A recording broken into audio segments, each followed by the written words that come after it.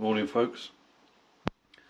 I'm sure you've all heard the horrible news that we've had this wonderful weekend of boxing, and it's been capped off by the tragic death of Ricky Hatton at the age of 46. I saw the news earlier today, and it's very, very, very sad. I was a huge, well, I still am a huge Ricky Hatton fan. I mean, he was a phenomenon when he was at the height 20 years ago, when he was at the height of his popularity. Ricky Hatton was a phenomenon. Especially in Britain. I mean, he was very popular in America. They loved his style in America. But here in the UK, he was absolutely beloved, and he was absolutely fantastic. And the crowds that would follow him to America whenever he fought in the States, he was a beloved figure, and it was very, very sad. I mean, I haven't seen yet the cause of death. All I keep seeing is he was found in his home, dead, and the police say nothing suspicious. So obviously autopsies and things will have to happen, but it's a very, very sad thing to happen, And he was only a handful of years older than me. He's about 4 or 5 years older than me. So that shook me a little bit. When somebody close to your age, I mean, we've lost Big George Foreman, we've lost Joe Bugner, we've lost Dwight Muhammad Qawi, but they were all in their 70s, and you kind of expect it. Yeah, especially, they're old enough to be my dad, and you kind of expect it. It's still very sad, and being in your 70s doesn't necessarily make you old, but you kind of expect it a bit more, but not for somebody in their mid-40s, mid to late 40s. Excuse me. So yeah, it did shake me quite a bit when I saw it this morning. Actually, it's funny because I've just gone to bed because I stayed up and watched the Crawford-Canelo fight, and it didn't finish here in the UK till about 7:15 this morning. I kept looking, thinking, oh fuck it, I'll go to bed in a minute, and I'll watch it tomorrow. But then, it'll be on in a minute. I'll stay up anyway. So I just got into bed. I'd fed the dog and fucked about, and I said to my missus, I'm going to go to bed for a few hours. And my phone lit up, and it was, oh my god, a friend of mine, oh my god, Ricky Hatton's died. And I'm like, so I had to go online and see what the fuck they were on about. But yeah, I mean, I loved Ricky Hatton. I pretty much followed him his whole career. I remember, when they used to have the Saturday fight nights on Sky Sports. He seemed to be on it every other week. In the late 90s, early 2000s, every other week or so he was on there fighting. I remember he picked up the British title from John Thaxton. He got a horrible cut in that fight, and he bled, but he fought his fucking heart out, and he took the British title. Excuse me, I keep losing my fucking voice. He took the British title from John Thaxton. He didn't keep it long. He picked up the WBU light welterweight title. Now, nobody really gives a shit about the WBU. It's one of those belts that is there. It's very, very lightly regarded, but he picked that up. I think he knocked out Tony Pep to win that one. And he defended that about 15 times. It was a long time he held it. I mean, again, nobody really cares about the WBU. So it's like the IBC and the IBA and the IBO and all these other sort of fringe world titles. But he kept it and defended it, and he did beat some decent people. Ben Taki, Ray Olivares, people like that, real tough fucking people, Might not have been the top of the heap, but they were fucking tough, and they were world class. And Eamon McGee, I remember the first time he was floored in 2002 by Eamon McGee. It was, oh my god, fucking hell, But he got up, and he did what Hatton always did. He ground out the victory, working the body, just mauling his opponent, That's what he did. He did used to smother his own work sometimes.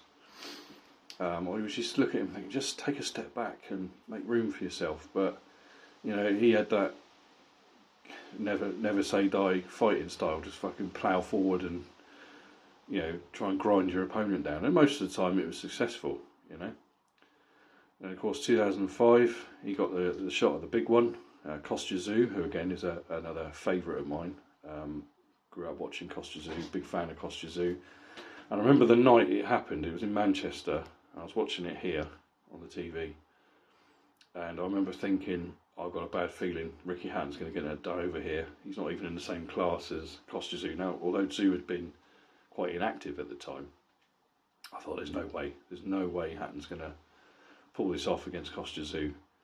And it was a bruising battle. They just battled back and forth. They just both absolutely left nothing. You know, they were just tearing into each other.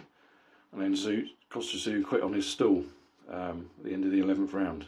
And wow, fucking hell, he's done it. Ricky Hatton has done it. It was for the IBF and the Ring magazine light welterweight titles. Absolutely fucking brilliant, you know. And then he added the WBA title later that year when he knocked out Carlos Mauser. Knocked him out with a... He got horribly cut again in that, Hatton did. He got horribly cut in that fight.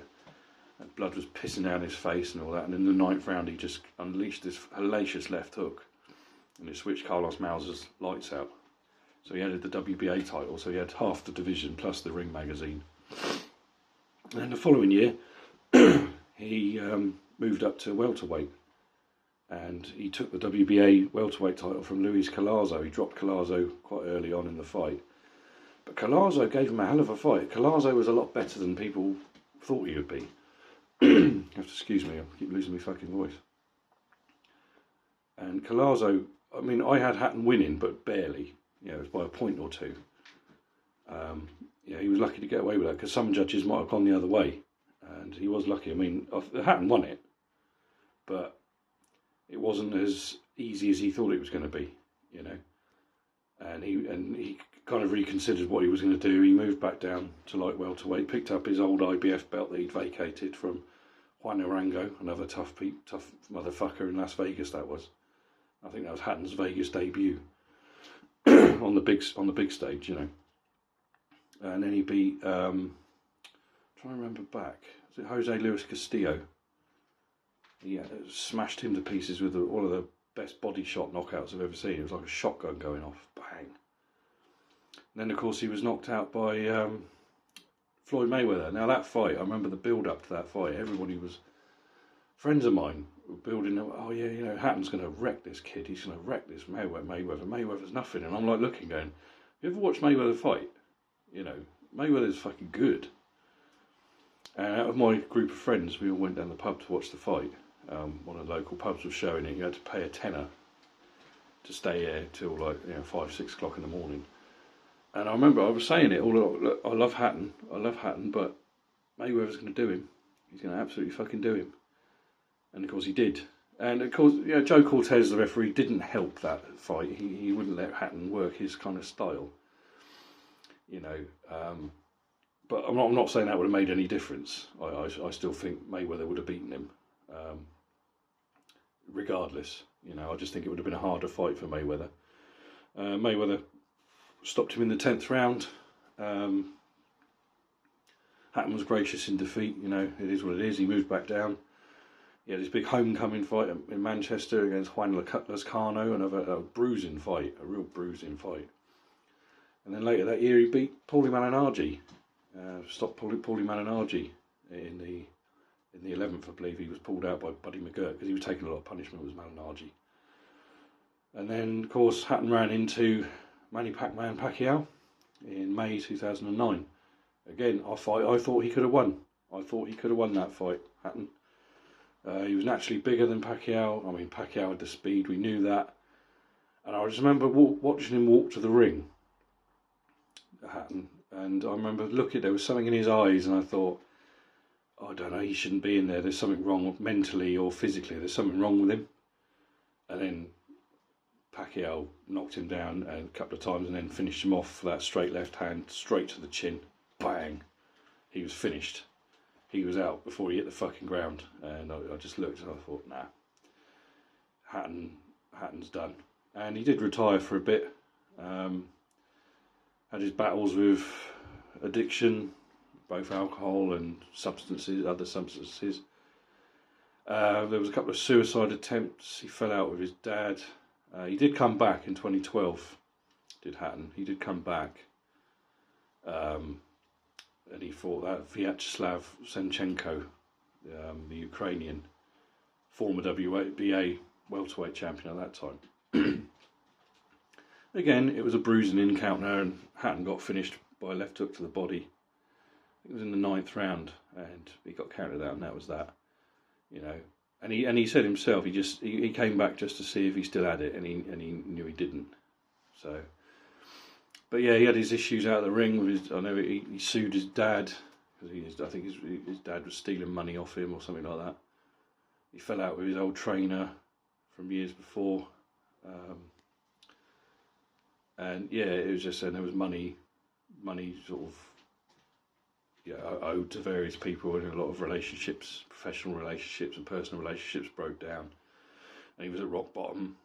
And like I say, I know there were suicide attempts reported in the papers at the time. It was incredibly sad, and then he made his comeback, trained his son Campbell. I terribly feel gutted for his son, and I think he's got a daughter as well. To lose their dad so young, it's very, very, very sad. And his mum and dad as well, because you're not supposed to lose your children. You know, it's just not the way life is supposed to be. You're not supposed to lose your children, so I'm desperate for them. And yeah, he seemed in pretty good nick last time I seen him.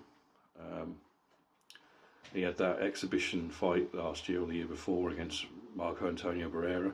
Didn't really mean a lot. Again, it's just sparring, isn't it? Really, it's just glorified sparring. But he was in good shape, and he seemed in a good headspace. And I've read all his books, Vegas Tales, Hitman Story, all that sort of stuff. And it's just fucking sad, man. It's so sad to see him go. What a horrible way to end a wonderful weekend of boxing. And we've had a hell of a fucking card.